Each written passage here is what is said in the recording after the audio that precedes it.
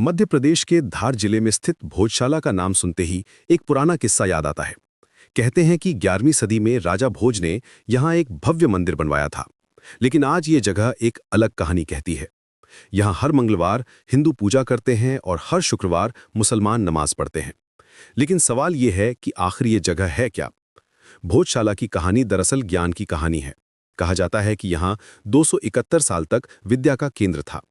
यहाँ संस्कृत के विद्वान आते थे, शास्त्रों की चर्चा होती थी, माँ सरस्वती की पूजा होती थी। लेकिन फिर कुछ ऐसा हुआ कि ये सब बदल गया। मुस्लिम शासकों के आने के बाद कहते हैं कि इस मंदिर को तोड़कर मस्जिद बना दिया गया। हिंदू पक्ष का दावा है कि ये वाग्देवी यानी सरस्वती माता का मंदिर था, जिसे कमाल मौला मस्जिद में बदल दिया गया। लेकिन मुस्लिम समुदाय का कहना अलग है। उनका कहना है कि ये सदियों से मौला दरगाह के नाम से जाना जाता है। यहाँ उनकी धार्मिक गतिविधियां चलती रही हैं। दोनों पक्षों के अपने अपने दावे हैं और दोनों अपनी बात को सच मानते हैं। इस पूरे विवाद में एक महत्वपूर्ण मोड़ तब आया जब मार्च 2024 में मध्य प्रदेश हाईकोर्ट ने एक बड़ा फैसला सुनाया। कोर्ट ने कहा कि इस जगह की असली पहचान जानने के लिए वैज्ञानिक सर्वे होना चाहिए।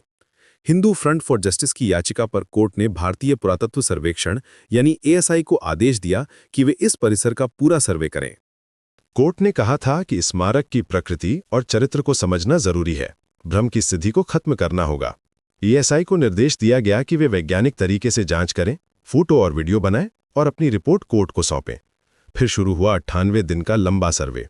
ASI की टीम ने बिना रुके, बिना छुट्टी लिए इस काम को अंजाम दिया। खुदाई की गई, हर कोने की जांच हुई और जुलाई 2024 में ASI ने अपनी 2047 पन्नों की रिपोर्ट कोर्ट को सौंप दी।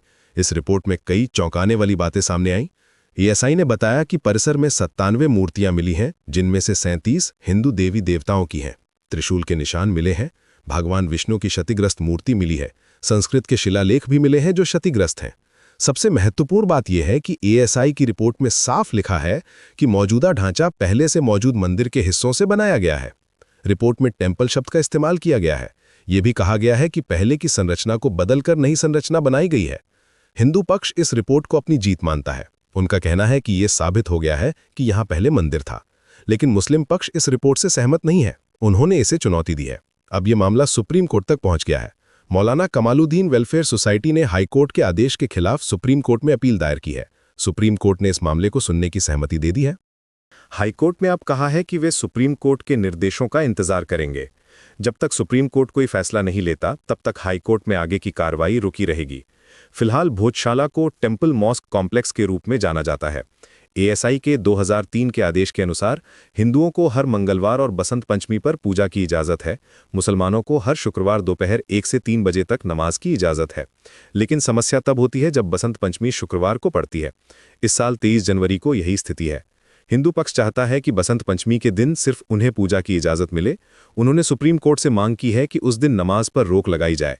हिंदू फ्रंट फॉर जस्टिस के वकील विष्णु शंकर जैन ने कहा है कि ASI ने स्मारक का धार्मिक स्वरूप तय किए बिना ही नमाज की इजाज़त दे दी है।